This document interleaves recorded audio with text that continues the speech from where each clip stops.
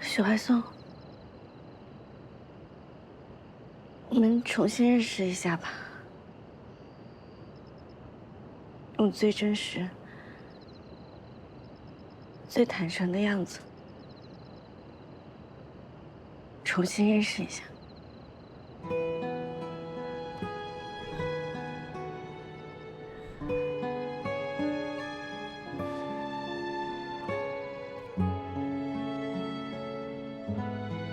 你好，我是毕业于苏轼一中高三9班的阮玉。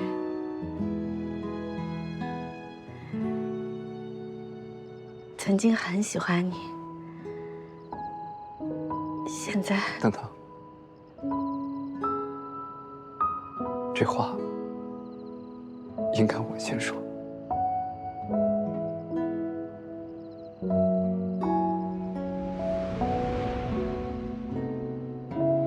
你好，我是毕业于苏轼一中高三10班的许怀松，曾经非常喜欢你，现在比曾经更喜欢你。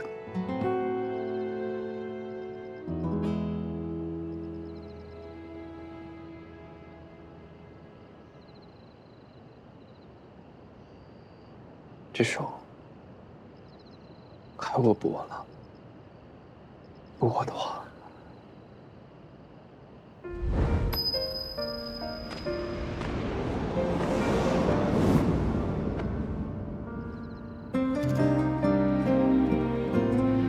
抱一下吧。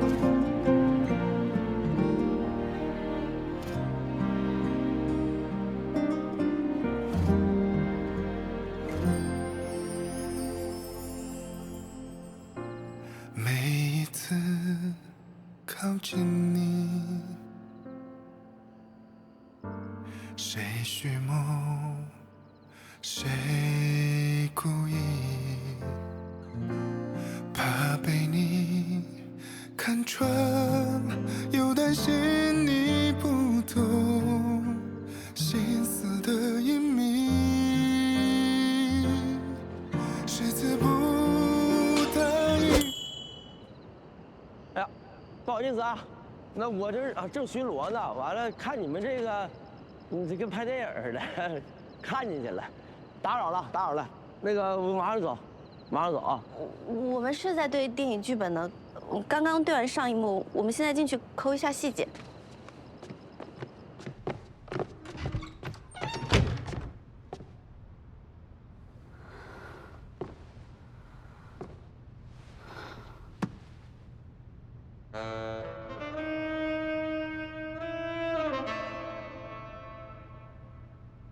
想要抠什么细节啊？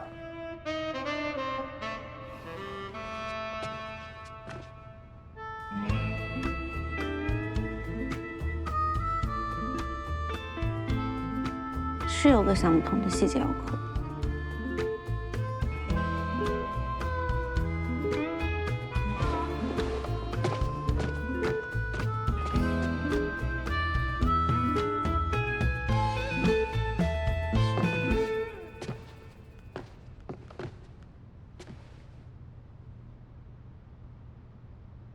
我很好奇，在他重见天日之前，到底是怎么安然度过这么多年的？我当年离开的时候，把电池拆下来了，把手机和电池放进了密封箱里。当然了，你也可以问一下手机厂家，他们是怎么制造出来这个奇迹的。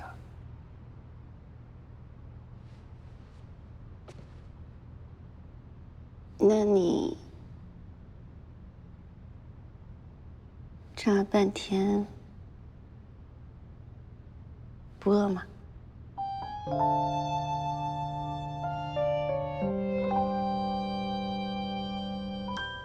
飞机上吃过了。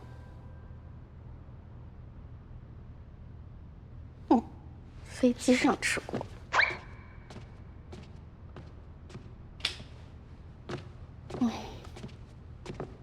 那太可惜喽。我准备的夜宵，你不吃啦？坐吧，我突然又饿了。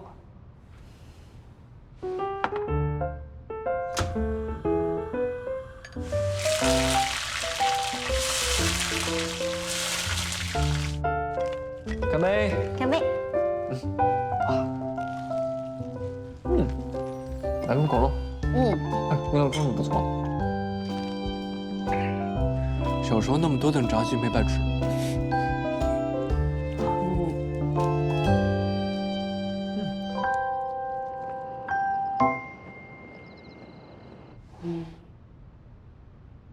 再问最后一个问题：当年一开始，你是怎么注意到我的？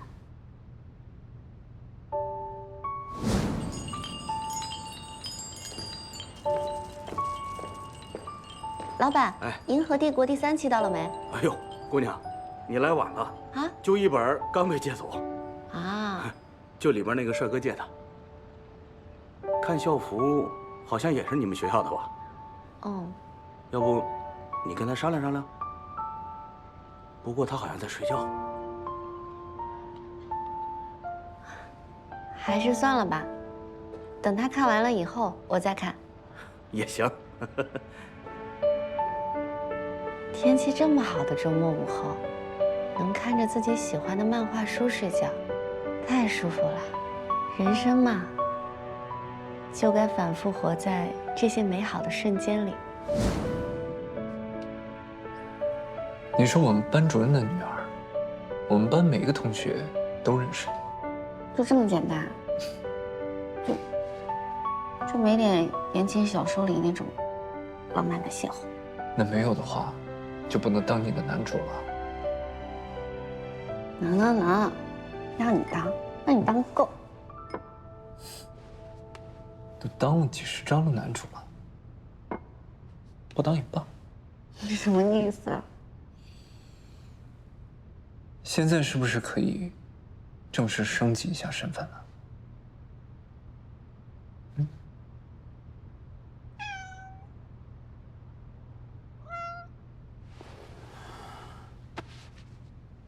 皮皮，你怎么这么顽皮啊？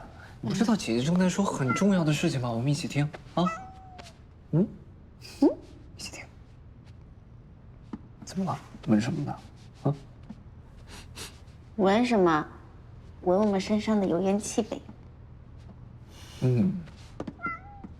我身上也有油烟气，是在你这儿染的，是不是要负责呀？怎么负责？请我洗个澡。洗澡啊？刚还在升级身份，这么快吗？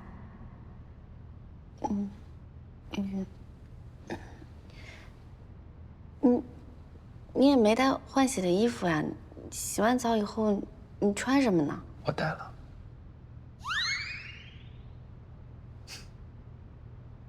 楼下车里。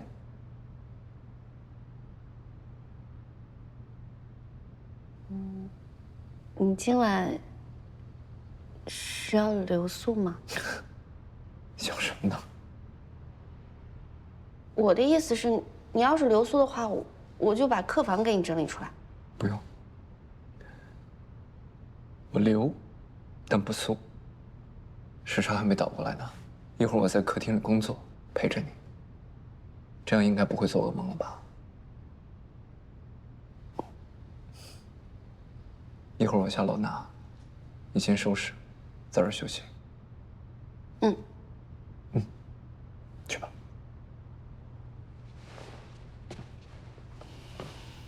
晚安，晚安。男朋友。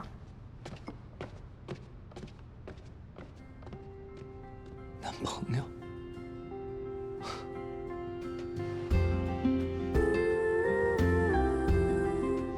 男朋友。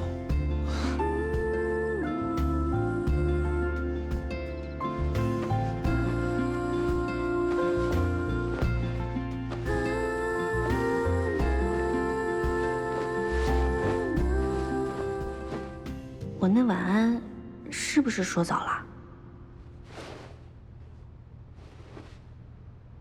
睡前真的不再做点什么了吗？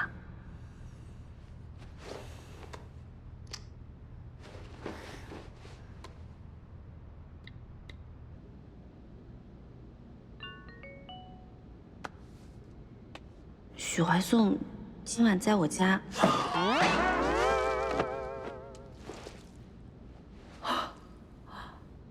你俩终于撕下伪装，准备坦诚相见了。我现在在卧室的床上躺着。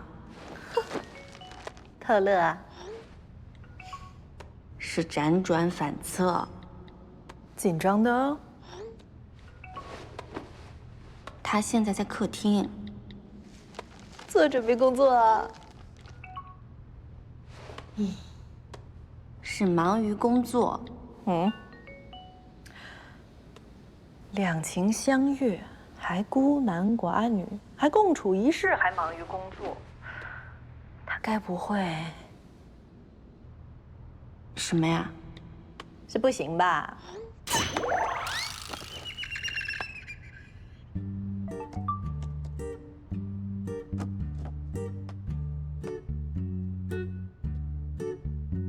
怎么突然就回国了？有急事吗？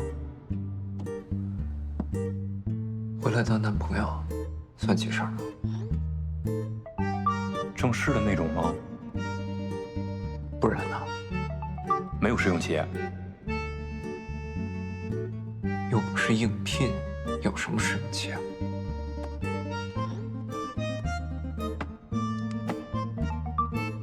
哦，好吧，那你现在是在他家工作。你这个男朋友不但正式，还正得发邪呀！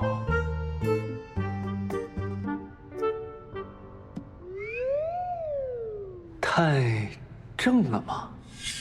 太正了，实在是太正了，可以说是正得发邪了。给他颁奖吧。那他这么正，只能我歪一下了。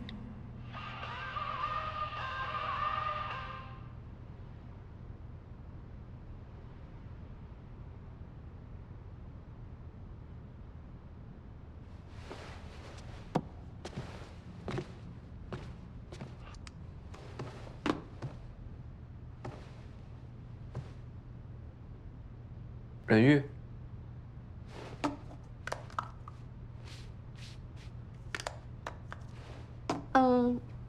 怎么啦？这么晚了，怎么还在刷视频啊？我有点睡不着，我有点无聊。那我进来了。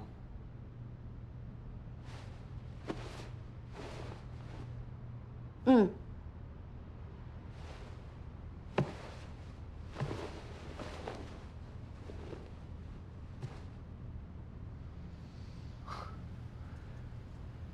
我想着让你能早点休息。我一个人在客厅无聊，你怎么还无聊上了？你有点无聊啊？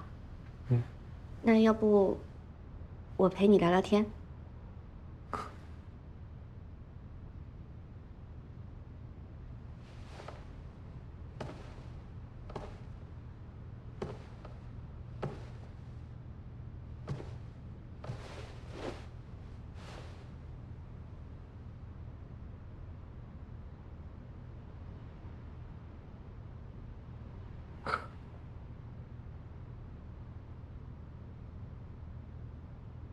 我说我陪你聊聊天，你笑什么？有吗？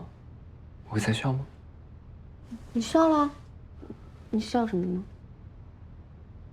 我在笑我被我女朋友套路进房间的事情。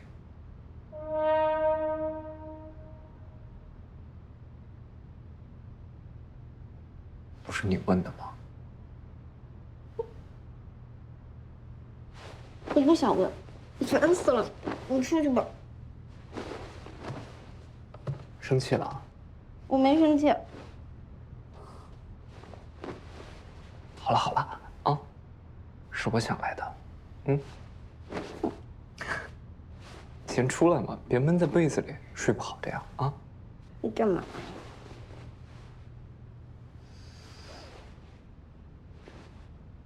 我300多条短信，那么多套路，都被你看到了，我也没说什么呀。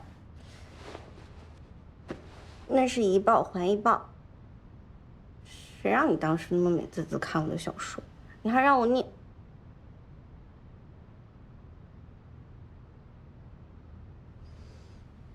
哦，我让你念什么了？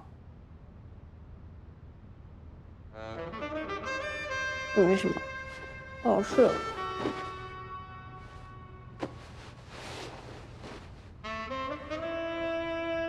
说清楚才是。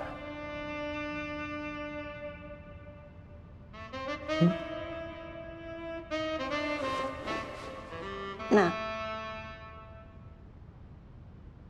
我郑重跟你说明啊，我小说里第23章那些内容，那纯粹就是为了戏剧效果而虚构的。我本人当年从来绝对没有做过那些。那些。不过写的还不错。真的吗？恋爱谈过半次，吻戏写的倒是挺逼真啊。那当然了，我没吃过猪肉，还没见过猪跑。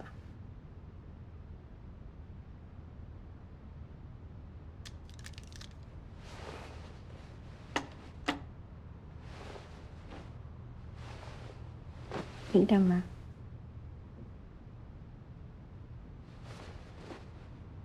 想喂你吃猪肉。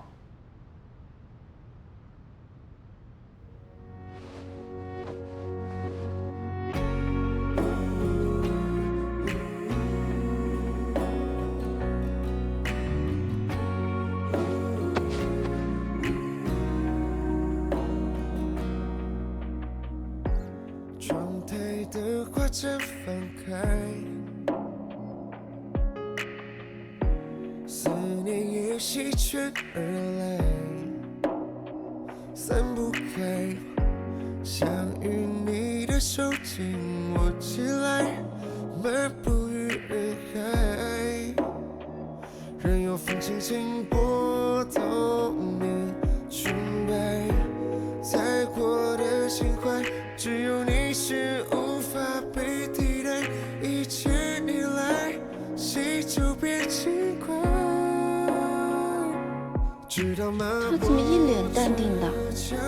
寻梦已久的爱，也知道为你而存在，从细针变成爱，就现在，别再。看表情，你是看不出来的。你要听，它真的比烟花炸得还猛。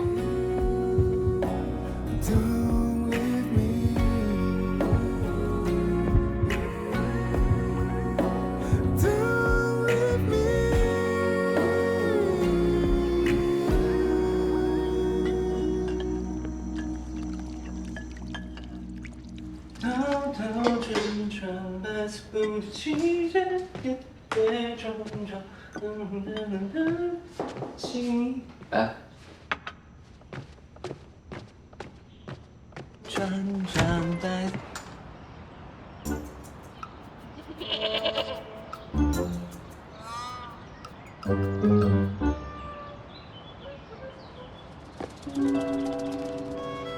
走错了？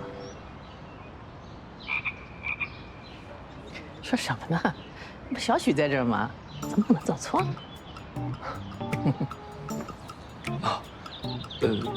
阮老师、阙老师，请进，请进。哦，我来拿拖鞋。啊，我是粉色那双。哎，好，好，好。好，谢谢。谢谢，谢谢，谢谢。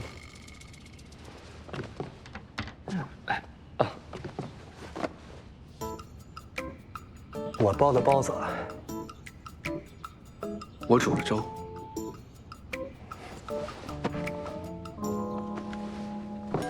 走走走，快快快！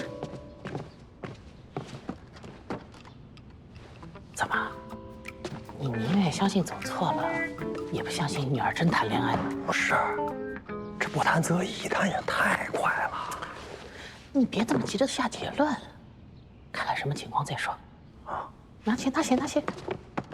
哎，小雪啊，哎，阿玉呢？他还没醒。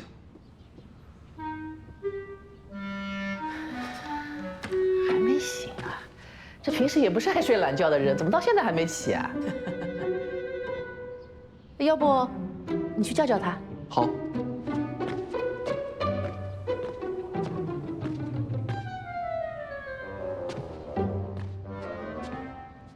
我去也不太方便，要不还是邱老师您去吧。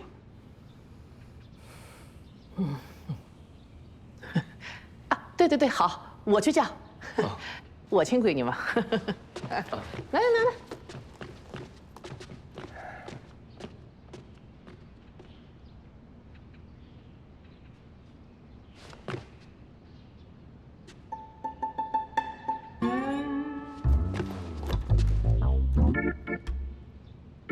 您来。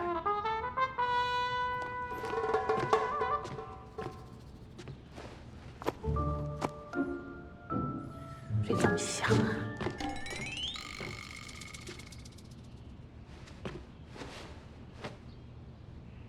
阿玉啊，怎么回事了？几点了？我是你妈。妈。嗯。妈。哎，你怎么来了，妈妈？怎么，嫌我来的不是时候啊？没有啊。嗯。赶紧的啊，快点起来洗漱，下去吃早饭。你爸也来，快点，快点啊！我爸。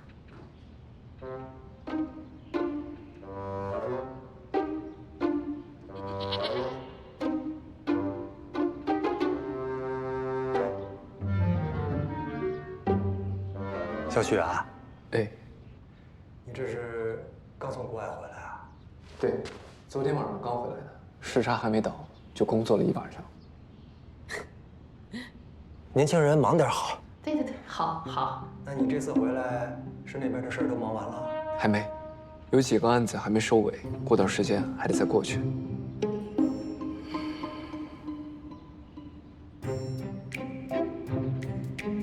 不过，我已经没有再接新的案子了。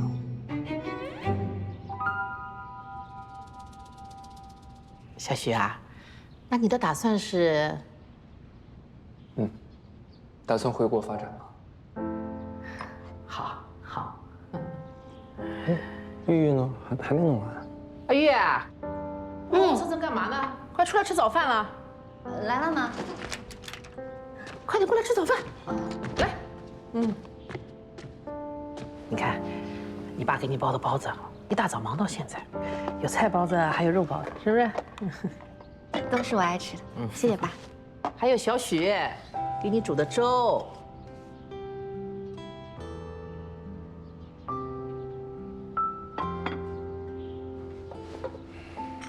哎呀，爸妈，你们今天怎么来的这么早？哎呀，这不是怕你睡不好吗？上次在家的时候，你看你这眼睛下面黑眼圈，大的跟小熊猫似的，是不是？行，现在啊也是不用担心你了啊。谢谢。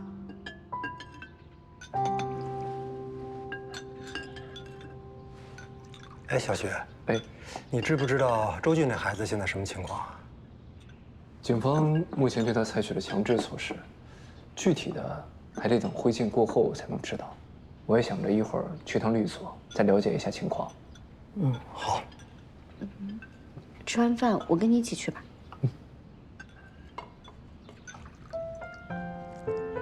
吃个大包的包子。吃吃吃。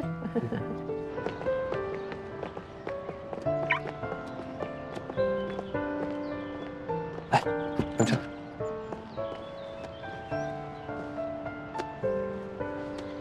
小徐啊，那你的打算是？打算回国发展。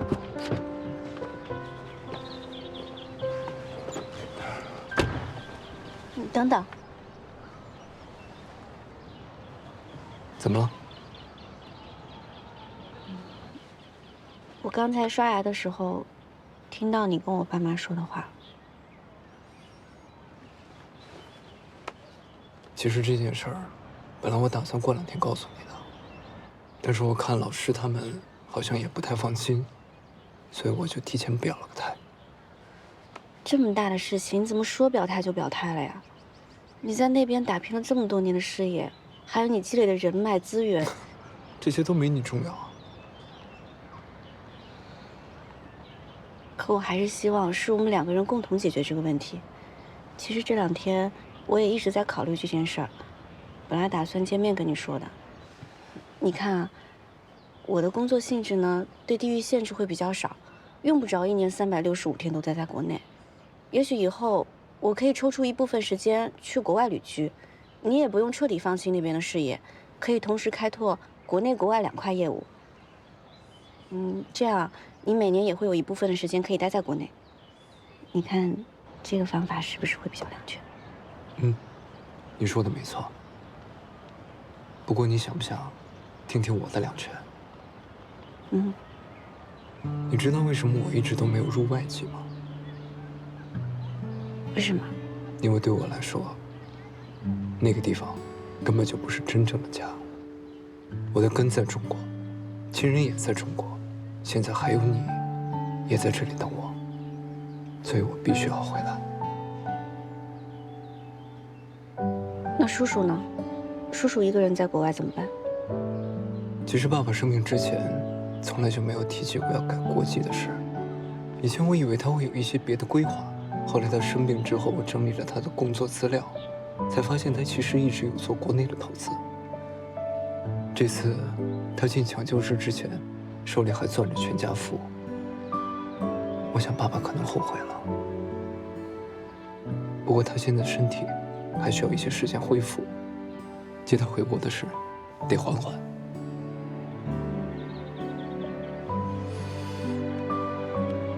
其实我很高兴，你愿意为了我考虑这件事情。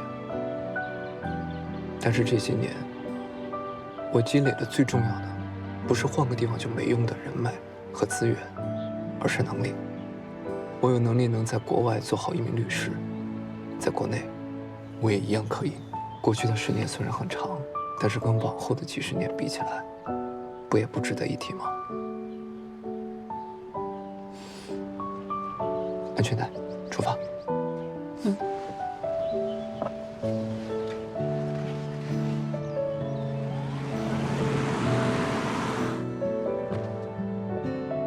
这次真找了一个律师男朋友，你该放心点了吧？他这个行业啊，看着人际关系简单，接触人员少，不太出门儿。但是你也知道，这网上这些舆论多吓人呐！我们学文学的，心思细，很多话呀，特别容易走心。我想着吧，找个律师，随时都能帮上忙。这才呀，给他介绍一圈律师。你想，现在我们2个还在，他出了什么事儿还能陪陪他。哎呦，这要是以后我们俩走了，他这一个人，我怎么放得下心啊？今天看到小许在，是吧？他也有打算回国工作，我就放心多了。别说那不吉利的，你看你现在这身体，1天3顿，顿顿2大碗米饭，能吃能睡的，别想那没影的事儿。你说什么呢你？我跟你们这些理工男真是没有什么共同语言。我这身体好，是不是？我这叫未雨绸缪。也可能是杞人忧天。哎，好成语不是用在这种时候的。你现在最好是把我这个包子给我热一热。刚才光顾着看他们，我都饿着没好好吃的呢。我给你重新包。重新包，你女儿这屋里有面粉吗？重新包。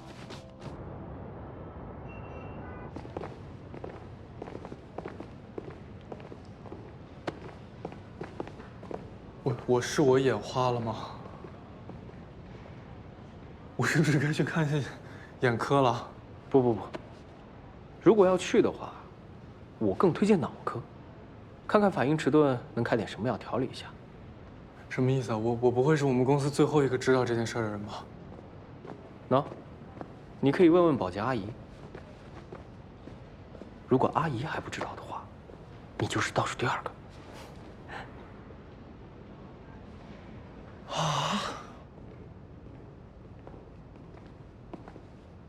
哟，这么早啊？正式工就是不一样，一上岗就光明正大的，不像我这临时工只能地下练。看什么的？被你们的幸福刺到眼了。对了，周俊的案子怎么样了？还在正常推进，周军的父母已经来过律所了。本来人家是想委托你来接这个案子的，但是你的情况，我跟他们父母说了，然后他们就同意委托张姐来接了。张姐呢？我在是不是有点不太合适啊？会不会涉及到隐私什么的？你认识被害人和犯罪嫌疑人，也许你还能给我们提供一些信息。你就在这旁听吧。好。这是我跟周俊谈完之后梳理出来的资料，你们看一下。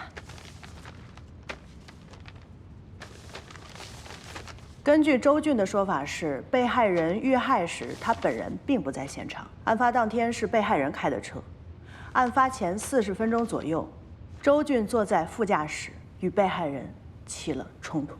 冲突原因呢？周俊说，被害人进入环市工作之后，经常加班应酬，两人相处时间越来越少，而且被害人跟他在一起经常心不在焉，所以他一度怀疑被害人出轨。两个人不止一次为这事儿吵过。你遇到过他们俩吵架吗？有，我记得上个月的时候，就是怀宋飞美国那天。你注意安全啊！我们先走了。再见，拜拜。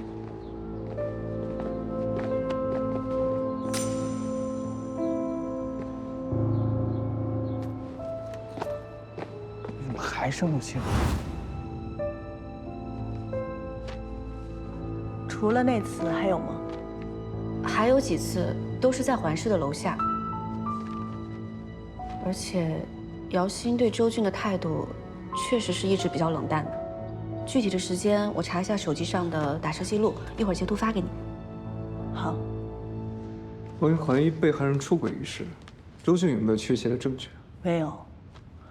周俊说，案发当天就是想看被害人手机，确认他有没有出轨，却被被害人制止了，两人吵了起来，发生了肢体冲突。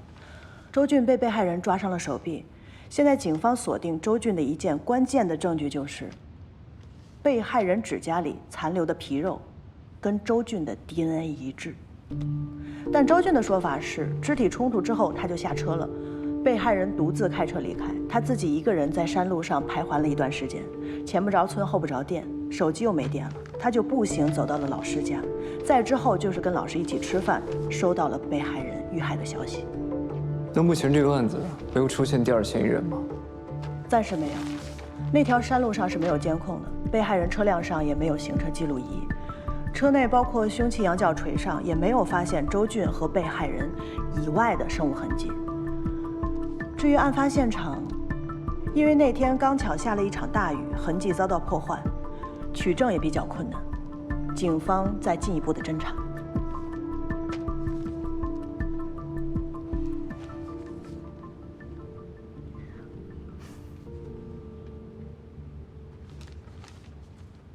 有话就直说。许律，这个案子目前看起来情况并不是很乐观。我知道你没有国内的律师资格证，但是智坤律所的一些疑难案子，你有时候也会参加。周俊这个案子，要不要一起？张姐啊，许律对刑事案件也不是很了解，我看这次就算了吧。刚才许律问的那几个问题都问到点子上了，一看就很专业啊，不像不熟悉的呀。这样，周俊这个案子你们正常推进，至于我本人进不进来，我们再议。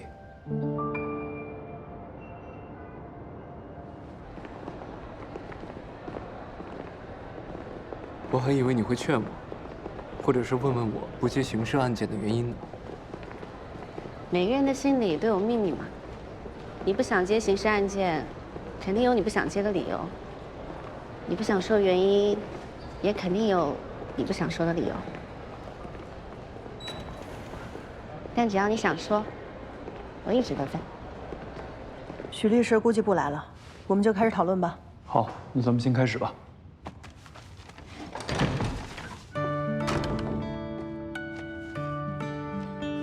许律，抱歉啊，时差问题，来晚了。踩得刚刚好，小陈，再去打印一份资料。哎，好好。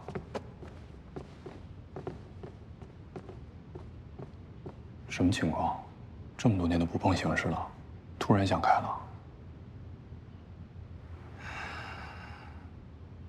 周俊这个案子，跟我爸当年经手的那个很像，都是没有监控，没有目击证人，并且现有的证据都指向唯一的嫌疑人，这个嫌疑人还拒不认罪，还有一套听起来非常戏剧性，并且存在一定可能性的说辞。所以我想试着走一下我爸当年走过的路，然后把我找到了答案，告诉我妈。虽然晚了10年，不晚。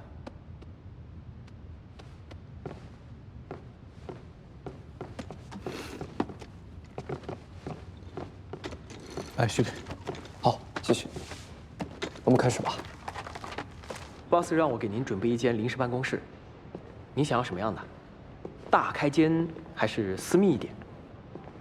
朝南，有植物，还是？别麻烦了，我就用笔记本电脑码字，只要有电就可以了。那您这也让我太没发挥空间了。你太客气了。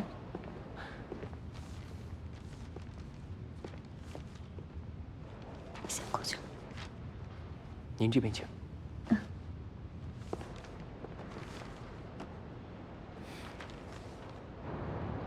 就这个事务所。哎，你们是干嘛的？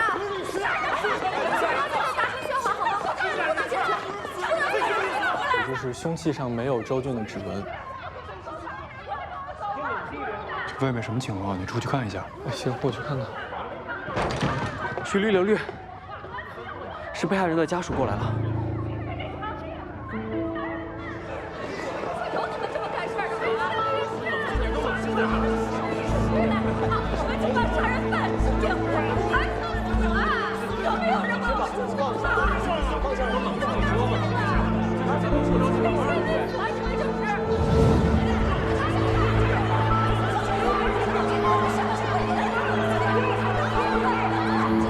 你们良心上过得去吗？啊！我上现场找吧，别着急，别着急，有你们这么倒霉事吗？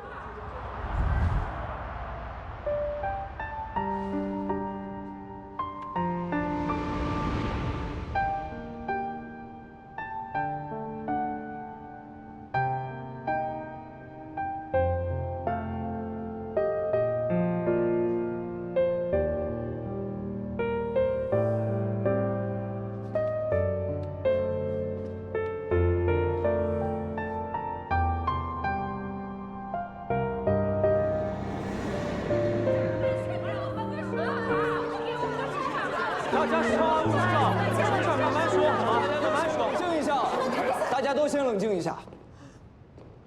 尤心爸爸，尤心妈妈，我非常理解你们的心情，我也知道你们想替女儿讨一个公道，所以把我们当成了阻止你们讨公道的人。难道不是这样吗？对，是。我可以向大家保证，我们律所里的每一个人都不是要阻止你们讨公道，我们只是为了确保这个公道是建立在法律的框架内，是真正公平公正的。你胡说八道！你们就是想替杀人犯脱罪！对，胡说八道！大家先冷静一下，尤心妈，你先别兴奋，您先听我说。在真相还没水落石出之前，周俊并不一定是大家口中的杀人犯。您的目的是让真凶伏法，所以您想要的公道就必须得建立在真相的基础之上，而真相又需要通过法律程序进行严谨的调查和验证。我们的工作也是法律程序的一环。如果说程序不够严谨，让真正的凶手逍遥法外了，我相信这也不是大家想要的结果，对吗？那如果他真的是凶手呢？司长，对呀，是啊。那法律会给出公平、公正的判决。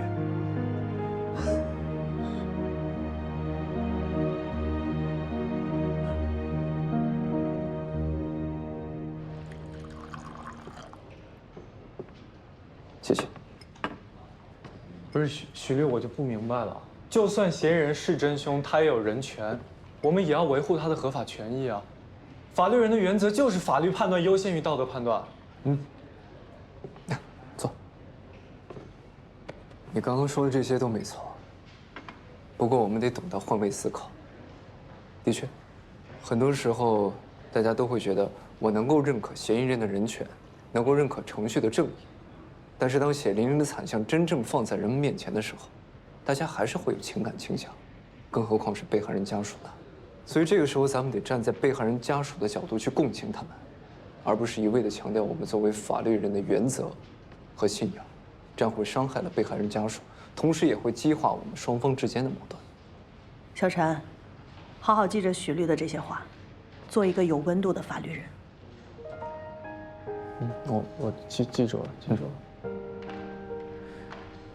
老大，这事儿网上传开了。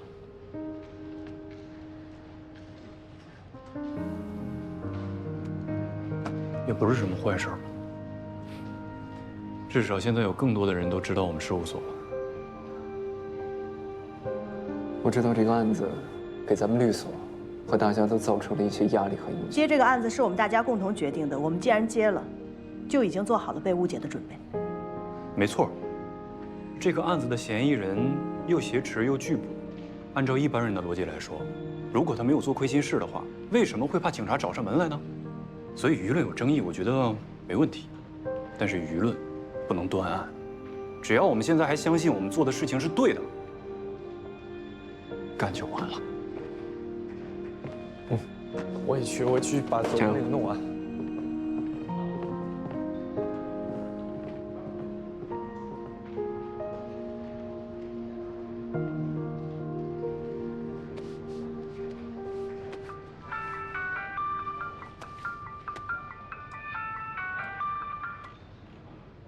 喂，你好。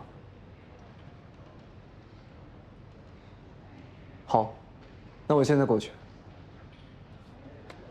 怎么了？诗诗在学校出事了，我先过去一趟。我儿子被打成这样了，说吧，怎么处理？怎么样啊？我看这也没伤多重嘛。不是你怎么教育孩子怎么说话的？我们要求上医院做检查。上医院检查没问题，费用我出。但是他们俩啊，也该承担他们该承担的，向家女孩道歉。凭什么呀？我们孩子挨打了还要道歉，凭什么呀？别以为你有几个臭钱就了不起，仗势欺人。我欺负人？不是你们的孩子先说人家小姑娘的吗？我说的是事实，他爸爸就是杀人犯帮凶，他哥就是帮杀人犯，他们全家都是杀人犯帮凶。孙年新，你说什么呢？你再说一下什么？赵一，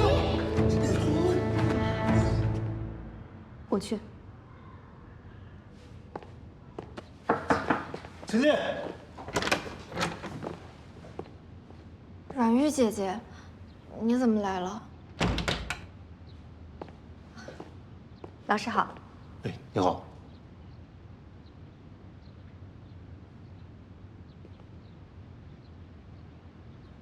孙天琪同学是吧？啊。上次你们月考，我看见你作弊了。你上次考试作弊？怎么可能？你胡说！你看见什么了？我看见在考场上，你往旁边同学那边看了一眼。你什么时候看见我往旁边同学看了？那我们去调监控，看看你是不是全程只看在了自己的考卷上，一眼都没有往旁边看过。不是，就算我往旁边同学看了，那我不能是看人家衣服、看人家头发呀。你凭什么说我作弊啊？那你凭什么说别人一定就是杀人犯呢？我。是啊，就算你往旁边同学那边看了一眼，你有可能是在看人家的衣服，看人家的头发，这并不能证明你一定是在作弊。那要给一个嫌疑人定罪，是不是同样需要充分确凿的证据呢？假如今天你，还有你，明明没有作弊，却被人怀疑是在作弊，你们希不希望有个人可以站出来帮你们说话？那这个时候，你们还会说这个帮你们说话的人是帮凶吗？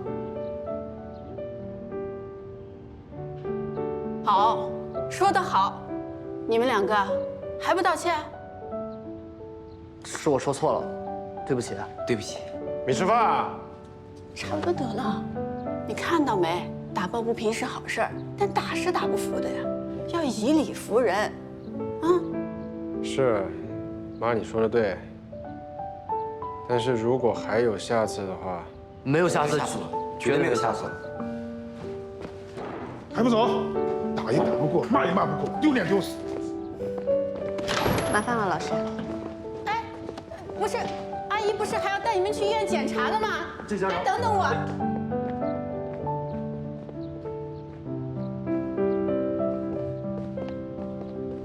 没事了，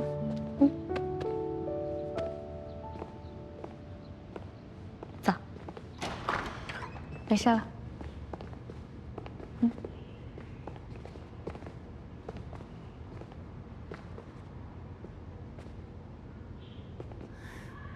哎，你叫什么名字啊？赵毅，车是毅，不是铁。你这同学还挺仗义的，谢谢你保护我们诗诗。没事儿，那个为兄弟两肋插刀嘛。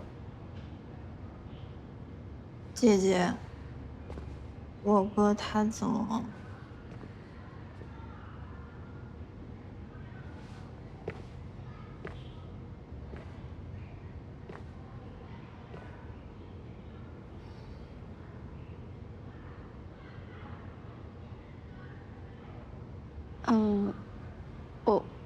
我有点渴了，我去买喝的。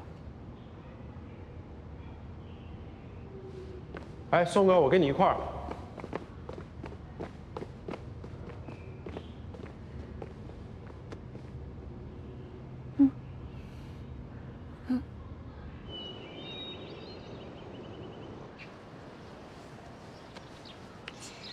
你刚才是不是想问你哥怎么没来？是我担心他们看见你哥说不出什么好话来，既伤害了你，也伤害了他，所以我就带你哥出面了。谢谢姐姐，你刚才真的很酷。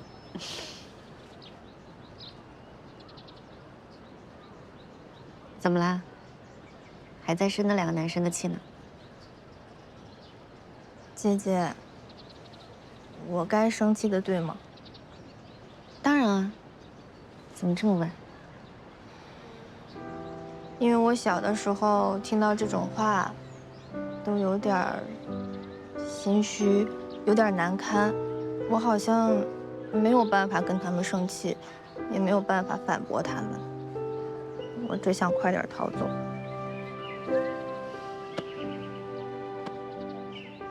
不过，我今天没有想到他们会跟我道歉。他们说自己错了的时候，我突然就觉得，好像是他们错了。当然是他们的错，他们错在他们的武断跟偏见。就像姐姐你上次说的，每个人在每个行业都有自己的职责，我们不能因为那些不道德的人去否定那些在认真履行自己职责的人。我是不够了解我爸爸，但是我了解我哥，我相信他。我相信他在做正确的事情。对啊，既然是这样，那我们有什么好心虚的呢？我们呀，要把头抬起来，把腰板挺直了。对，要是所有人都因为害怕人性的偏见而后退，那谁来维护社会的公平和正义？这个时候，我不仅不应该后退，还应该站出来支持我哥才对。等着吧，我现在浑身都是刀，谁要是再敢说出那样的话，我就一张嘴对着他体无完肤。要是还碰到那种蛮不讲理的，我就喊我揍到他体无完肤啊！没什么是一杯奶茶解决不了的。哦，姐姐，你的在那儿。来，谢谢。你受伤了？这叫伤啊！拿着。这怎么不叫伤？走，跟我去医务室。姐姐，我送我同学去医务室。哥，你放学接我，我有话要跟你说。走。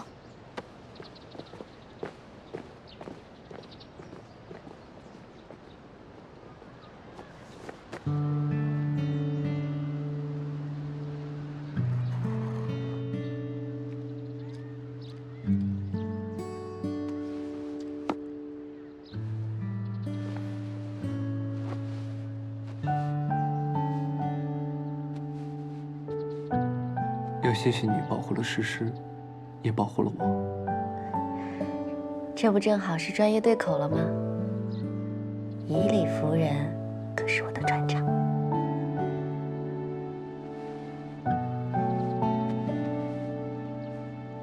那要这么说的话，靠打架服人的那小子是怎么回事啊？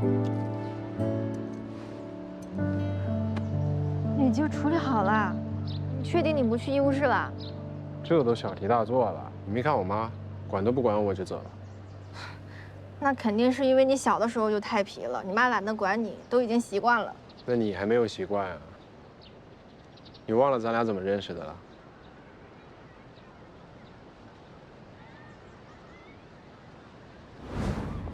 你们两个人都打不过他，太怂了吧？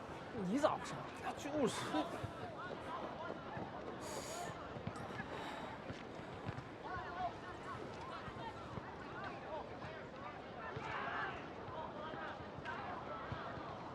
同学，慌什么呀？都散场了。散场了，你还不走？你杵着当门神呢？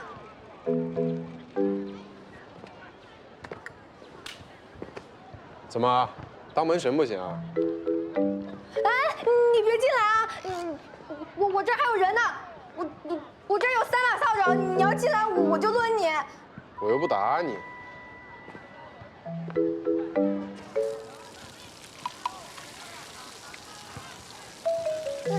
那你还不走？你先出来。你走。你先出来。你走了我再出来。你先出来。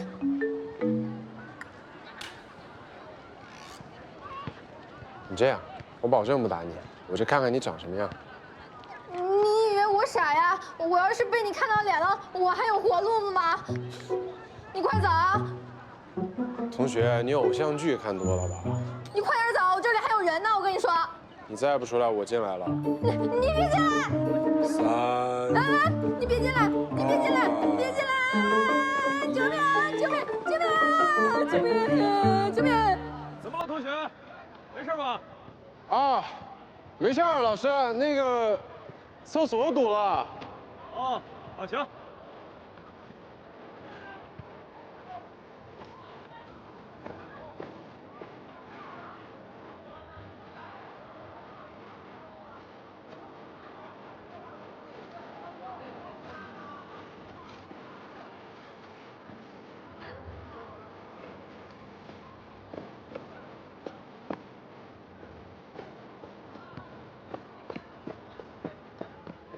这马上就要分班了，徐怀师，你准备选什么科呀？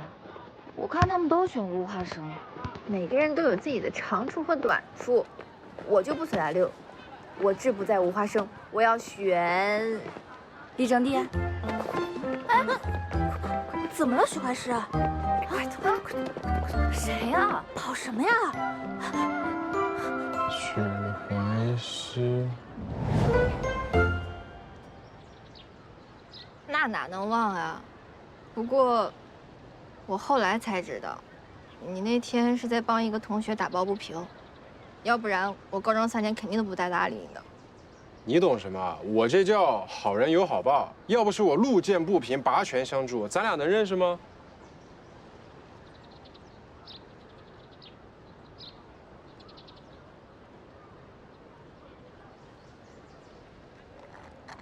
我是说，我能交到你那么好的兄弟吗？那也不一定。要是那次没认识的话，最后咱们俩不还是分到一个班，还是同学嘛？咱们俩这叫做老天安排好的兄弟，对吧，小铁？赵一，你以为老天真那么闲，什么都能管？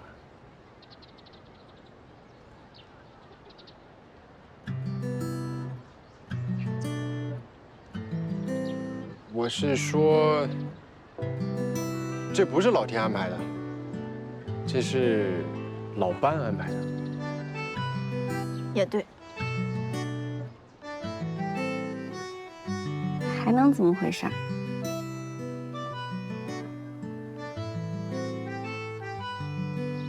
那诗诗，她的想法，你别担心了，等回头我去旁敲侧击一下。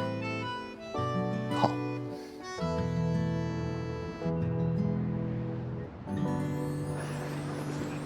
哥，上车吧。哎，姐姐，你那个同学手怎么样了？他呀，他没事儿，他皮糙肉厚呢。啊，对了，姐姐，我下午忘了问你了，你是不是跟我在一起啦？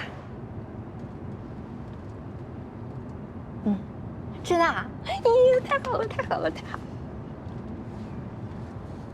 那姐姐，你有没有因为小时候的事儿生我的气啊？有啊。哦。要是早点知道你就是写诗人，我卡文的时候就找你想办法了，这样我还能少撕点脑细胞。那现在也不晚，你不是还有写小说的番外篇吗？我再给你透露一点我哥的庐山真面目。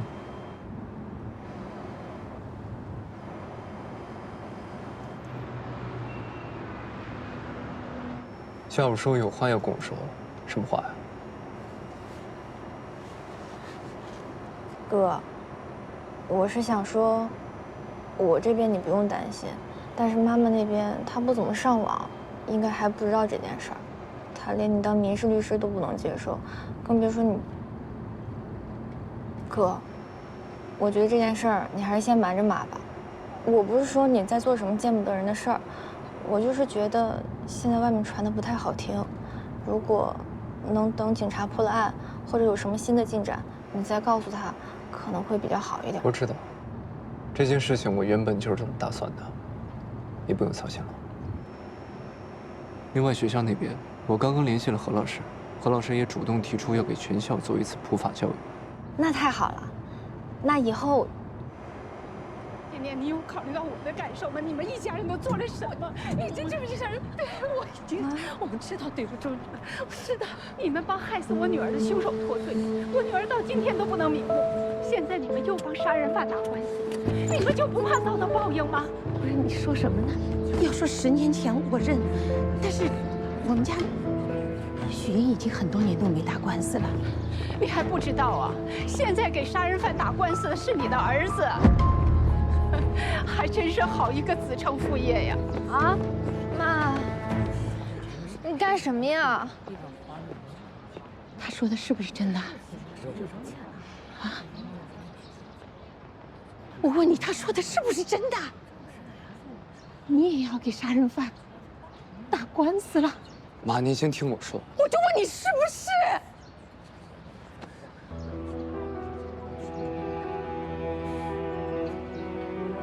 从法律意义上来讲，他还不一定是杀人犯。现在所有的证据都证实他就是杀人犯，你管不了别人的罪啊！当年的事，你都忘了吗？我没忘。没忘。那你为什么还要让我们家被人家充脊梁骨呢。从今天开始，你不要再来这儿了，也别再见诗诗。妈，走，走，走，走。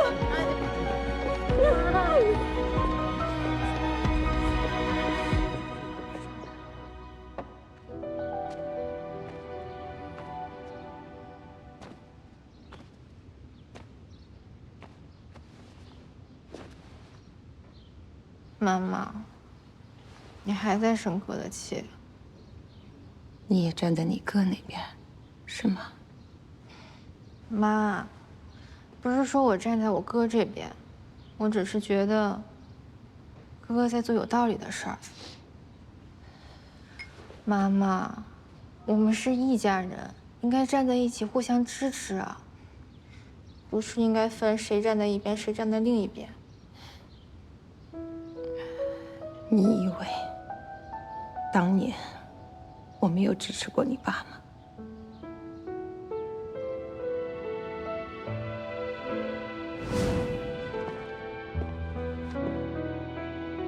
休息会儿吧。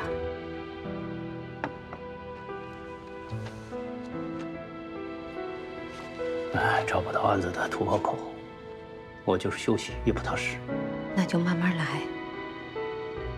这个案子，无论是从它本身的难度，还是外界的压力，都注定不是一场好打的官司。但我更知道，我的丈夫也不是一个轻易就会认输的人。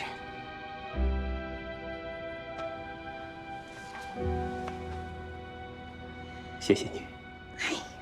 真要谢我，先把饭吃了。好，吃饭。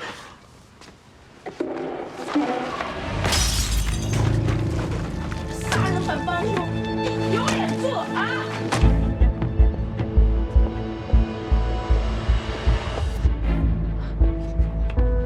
不要看，我们回家。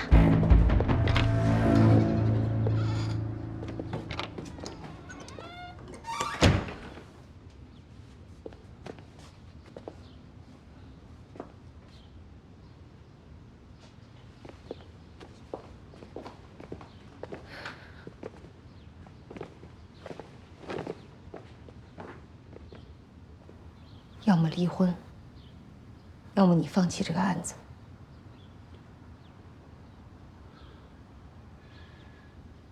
为什么你也逼我呢？是你在逼我。你说过，你可以理解我。那是因为我以前以为他不是杀人犯，但现在呢？现在所有人都说他是杀人犯，他就是杀人犯。你就放弃吧，就算为了孩子，为了我们这个家。案子已经找到突破口了，我不会放弃。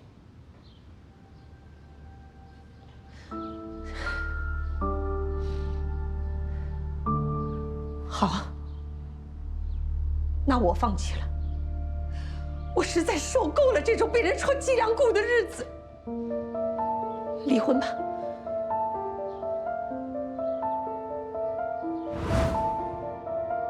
你们都太天真了，众口铄金，流言会让人动摇，会杀人的。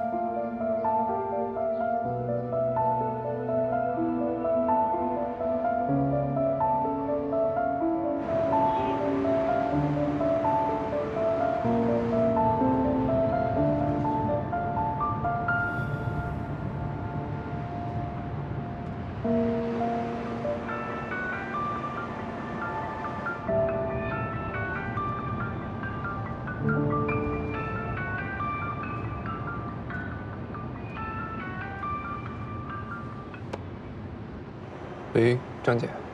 许律，你那边没事吧？没事儿。你们怎么样了？今天上午的讨论有没有什么新的进展？跑了一天，没什么新收获。辛苦了。嗨，都是分内的事儿。不过我有些新的想法，等你忙完了，来律所我们探讨探讨。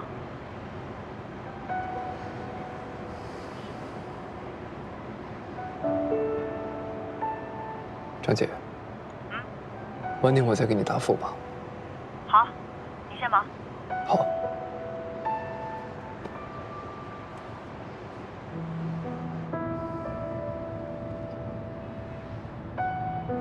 要不要下车去透透气？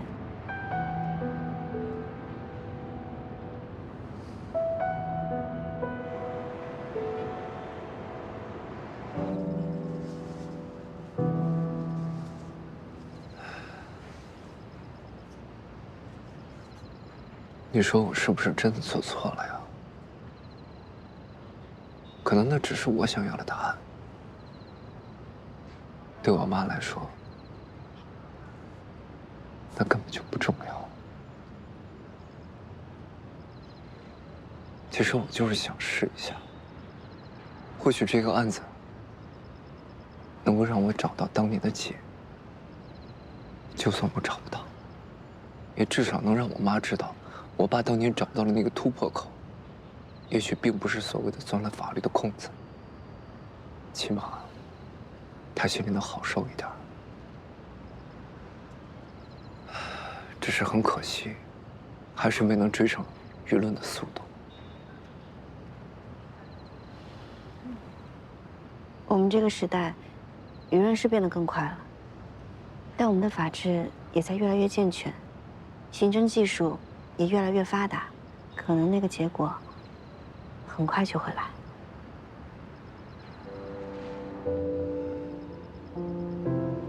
天很快也会亮了。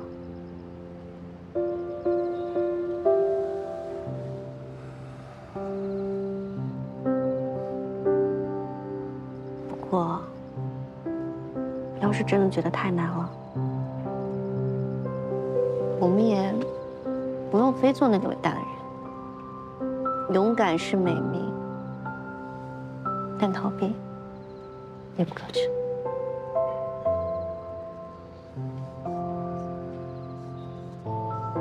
如果还是不甘心呢？那就遵从内心的答案。就算不是惊喜，是惊吓，但青椒的错不要怪到自己身上。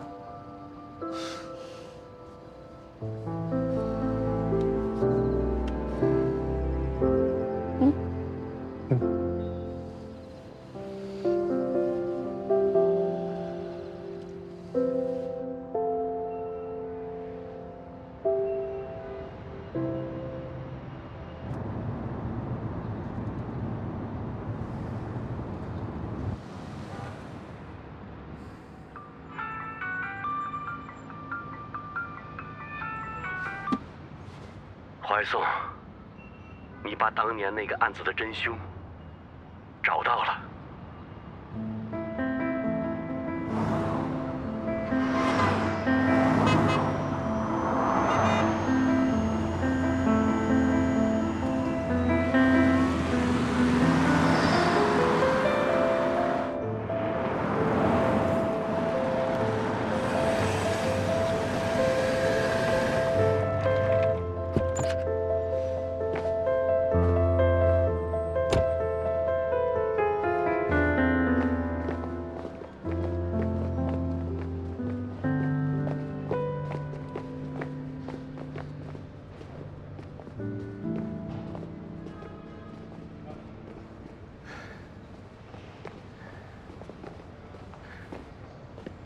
梁叔，找到有几天了，怕搞错，一直在比对，没敢说出去。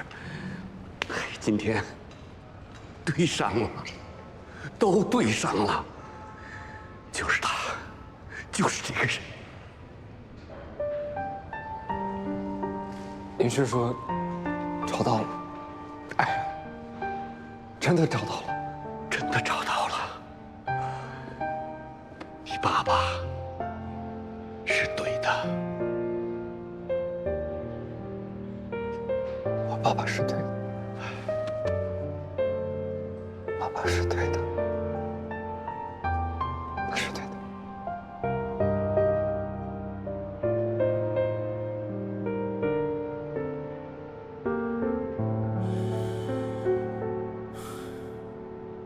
被害人的家属和当年的嫌疑人今天也都过来了，现在还在里面做笔录。这些年，他们也都挺难的。被害人的妈妈当年找你们家闹事是不对，但也是过得真苦，心里一直过不去。当年的嫌疑人也不容易，出去后找工作，到处没人要。 只能靠收些瓶瓶罐罐的过日子。唉，是我们晚了，是我们晚了。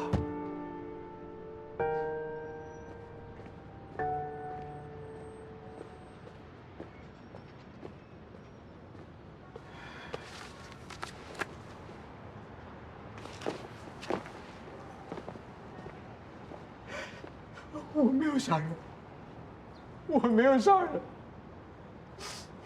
我真的没有杀人，我没有杀人，我没有杀人，啊！我没有杀人。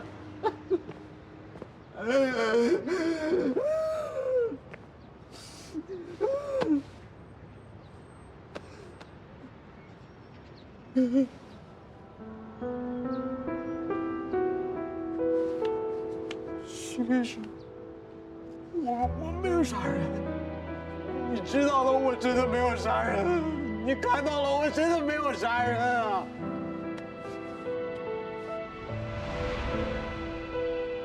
没事了，都过去了。徐律师，谢谢你，真的谢谢你。 好了，没事了，都过去了。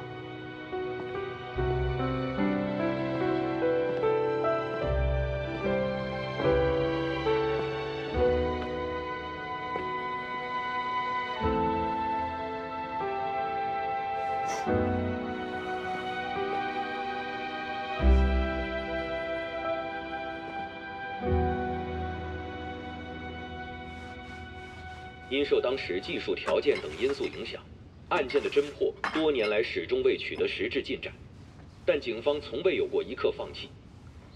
经过12年的不懈努力，警方终于成功破获这起命案，将犯罪嫌疑人捉拿归案，为被害人伸张了正义。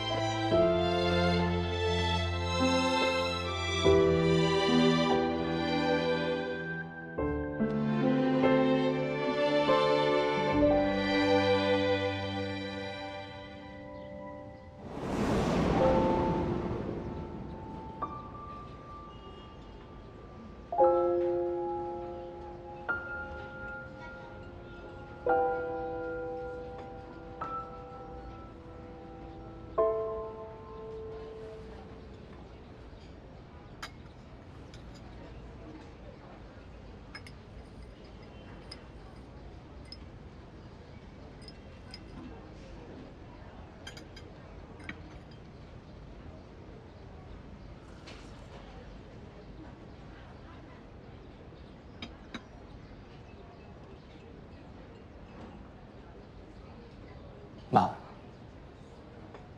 你以前也很喜欢来这家咖啡厅。我记得那时候你每次回去都会带一份这个碧螺春茶酥，爸爸最爱吃了。那都是10多年前的事儿了。妈，这些年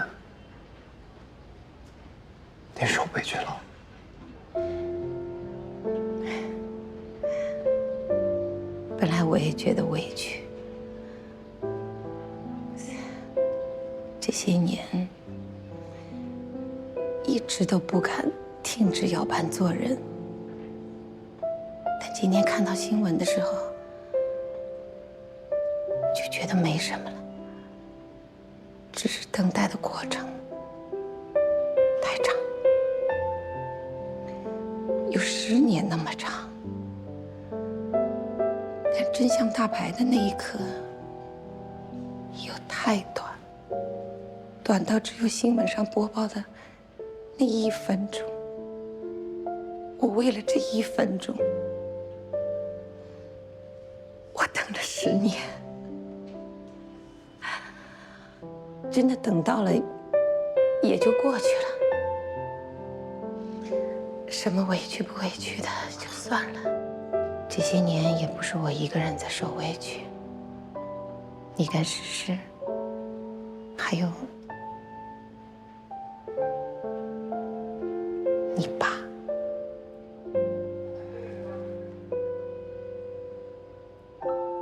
他现在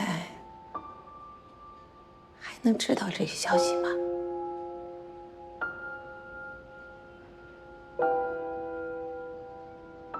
我会告诉他。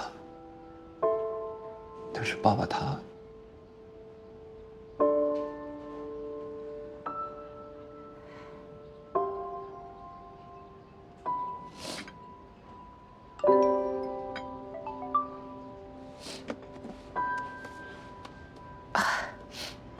是诗诗，她看到新闻了。我这儿也是。昨天她一直跟我说，她要支持哥哥，反倒是我这个当妈的，没有你们那么勇气。不是的妈，这些年都是您站在我跟诗诗面前，我们俩只要攒够1个人的勇气，其实就够了。但是您光是站在那儿，就得攒够3个人的勇气，您已经很勇敢，很勇敢了。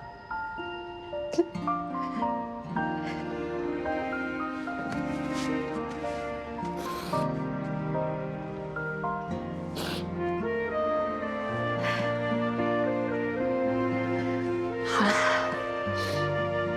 不早了，我回家换身衣服，买菜去。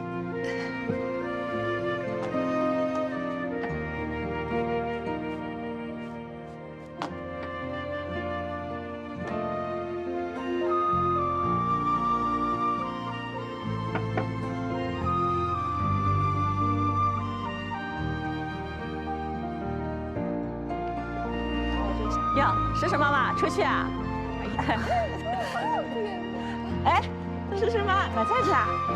有时间一起去跳广场舞啊！哎哎，妈妈，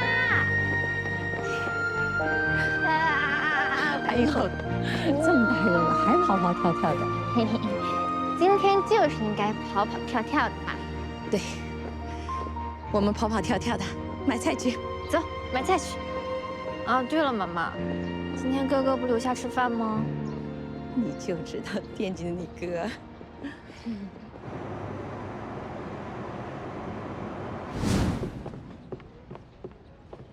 今天要不要留下来，跟我和诗诗一起吃个饭？妈，今天时间可能来不及了，同时还等着我回去讨论案子。是那个杀人案吗？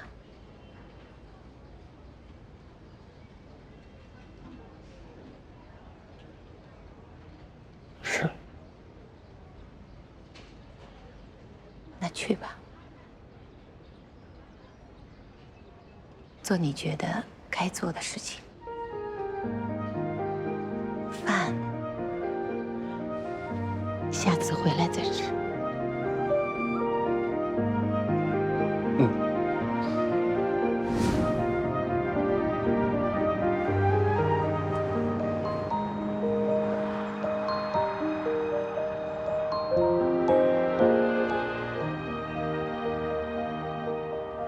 许律，许律好，许律好，也快点下班吧。啊，行。老大，哎，他们都在吧？哦，张律他们刚散会，先去吃饭了。说如果你到了，先稍微等他们一会儿。啊，好。老大 ，relax。这么大的事儿，你去处理，大家都理解。而且张律不是刚好也想参考一下当年这个案子的突破口吗？要不你先去吃饭，是不是还没吃饭？先不吃了，开了一天车，也确实没什么胃口。那我岂不是白来了？我就说先吃饭嘛。下次记得把话说全了。先去忙吧。是。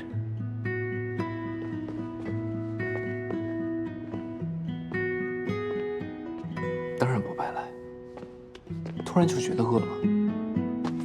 这些我可是忙活了好久，你要是不吃，我可是真的会走。吃，当然吃了。哇，好丰盛啊！你是不是也没吃呢？对啊，所以我准备了自己最爱吃的。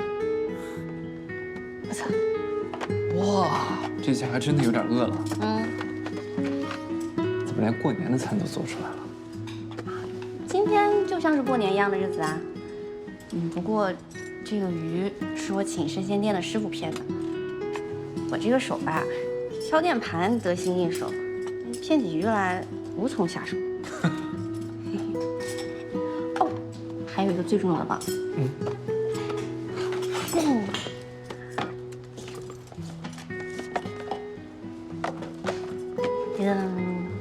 这是什么？甜口的汤圆，从今以后就只有甜了。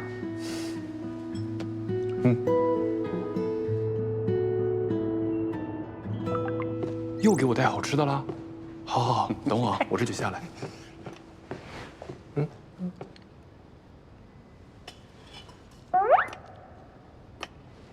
去哪儿啊？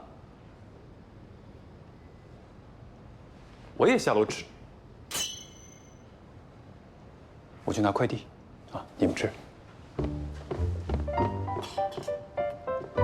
拿快递。你有没有觉得刚才那一幕特别的眼熟？非常。